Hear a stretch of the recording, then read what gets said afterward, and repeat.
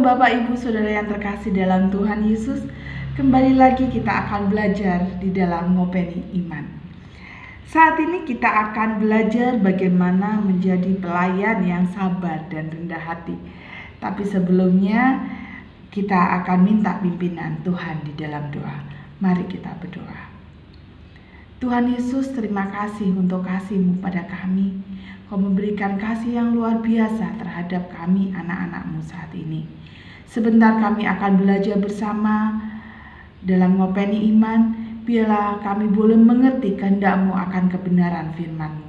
Terima kasih Tuhan, di dalam nama Tuhan Yesus kami mengucap syukur dan berdoa. Amin. Kita akan membaca di dalam 2 Korintus pasal ke-5 ayat 20 dan akan dilanjutkan dengan 2 Korintus pasal ke-6 ayat 1 sampai ayat 10. Saya akan membacakannya. Jadi, kami ini adalah utusan-utusan Kristus. Seakan-akan Allah menasihati kamu dengan perantaraan kami, dalam nama Kristus kami meminta kepadamu, berilah dirimu didamaikan dengan Allah. Dia yang tidak mengenal dosa telah dibuatnya menjadi dosa karena kita, supaya dalam Dia kita dibenarkan oleh Allah.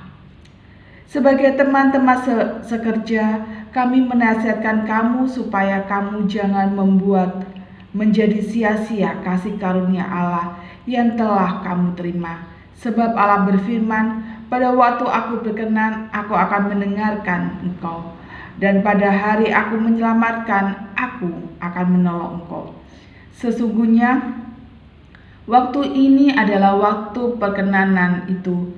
Sesungguhnya hari itu adalah hari penyelamat itu.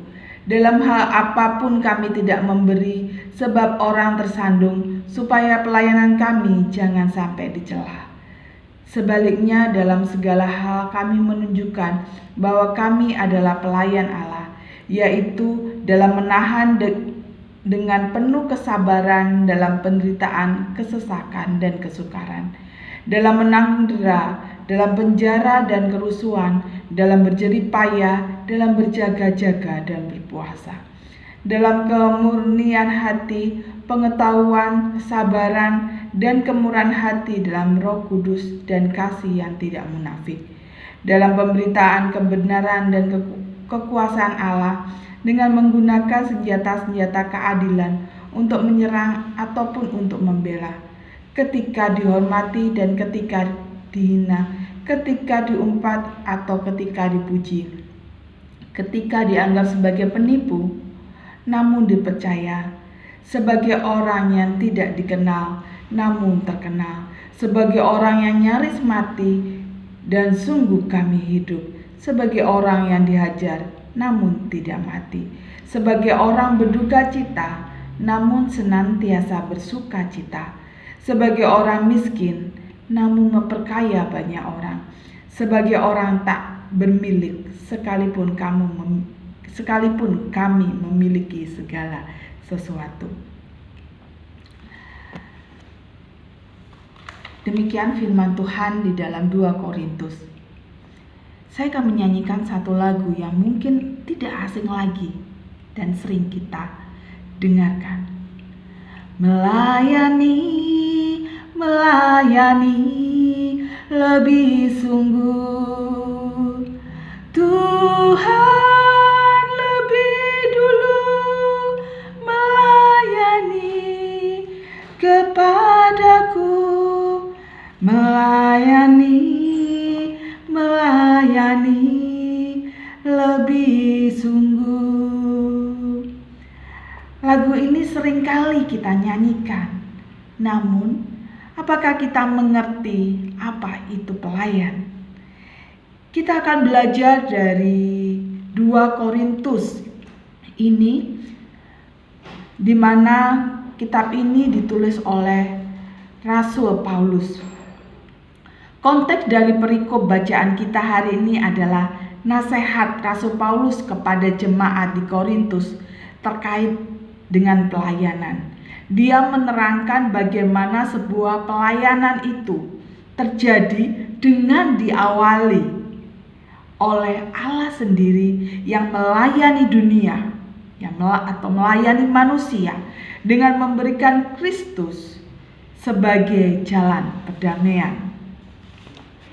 Bapak Ibu yang terkasih di dalam Tuhan Yesus, dalam kehidupan bergereja, apa bedanya sih antara koster, penatua, dan pendeta? Perbedaan yang paling terlihat tentu saja adalah jenis pekerjaan yang dikerjakannya. Lalu, apa persamaannya? Yaitu sama-sama berstatus sebagai pelayan. Meskipun terlihat mentereng dengan jabatan gereja, sesungguhnya dalam hidup bergereja, dalam gereja Tuhan itu semuanya sama. Mereka sama-sama pelayan Tuhan. Sebenarnya apa sih pelayan itu? Secara harafiah, kata pelayan berarti adalah orang yang melayani. Jika dibarengkan dengan kata Tuhan, maka pelayan Tuhan, yang artinya adalah orang yang melayani Tuhan. Menyediakan dan melakukan apapun yang diutus oleh Tuhan untuk dikerjakan. Itulah pelayan Tuhan. Sebagai pelayan Tuhan, seorang harus menempatkan Tuhan sebagai yang utama di dalam kehidupannya. Menjadi seorang pelayan Tuhan memang dipanggil untuk melayani, bukan dilayani. Melayani Tuhan memang, tetapi bagaimanakah Tuhan meminta kita untuk melayaninya? Apakah sekedar dengan menaikkan ibadah-ibadah atau ritual-ritual peribadatan kita ataupun persembahan kita? Mari kita belajar dari Rasul Paulus di sini tentang bagaimana menjadi seorang pelayan Tuhan yang sesungguhnya. Yang pertama yang harus kita camkan di dalam seorang pelayan Tuhan adalah harus selalu menjadi yang terutama.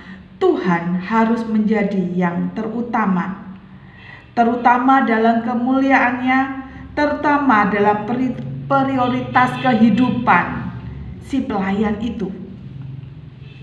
Yang kedua yang harus diingat dalam seorang pelayan Tuhan adalah Tuhanlah yang pertama-tama telah melayani kita. Ini yang harus kita ingat, bahwa Tuhanlah yang pertama-tama melayani kita, yang melayani manusia yang berdosa ini, yaitu dengan menjadi jalan perdamaian melalui Yesus Kristus. Maka sebagai seorang yang telah menerima perdamaian dan diberikan anugerah keselamatan di dalam Tuhan Yesus Kristus, kita perlu memperjuangkan kehendak Kristus dalam diri dan kehidupan kita. Apa kehendak Kristus bagi kita?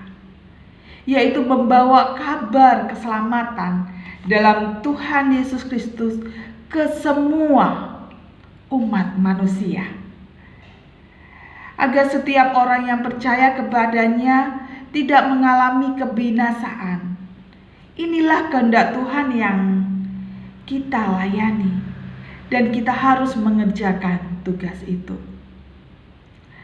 Lalu apa saja tugas yang harus dikerjakan dalam memperjuangkan pengutusan Tuhan dalam kehidupan kita sebagai pelayannya? Yang pertama, sebagai seorang pelayan Tuhan, kita harus menjaga kekudusan hidup supaya tidak jadi batu sandungan buat orang lain. Yang kedua, sebagai seorang pelayan Kristus, kita menahan dengan penuh kesabaran dan kesukaran, penderitaan, kesesakan, dan kesukaran. Dan yang ketiga, bagaimana menjadi pelayan Tuhan itu, yaitu kita perlu menjaga hidup rohani kita di dalam Tuhan dengan menjaga pertumbuhan iman kita dalam Tuhan.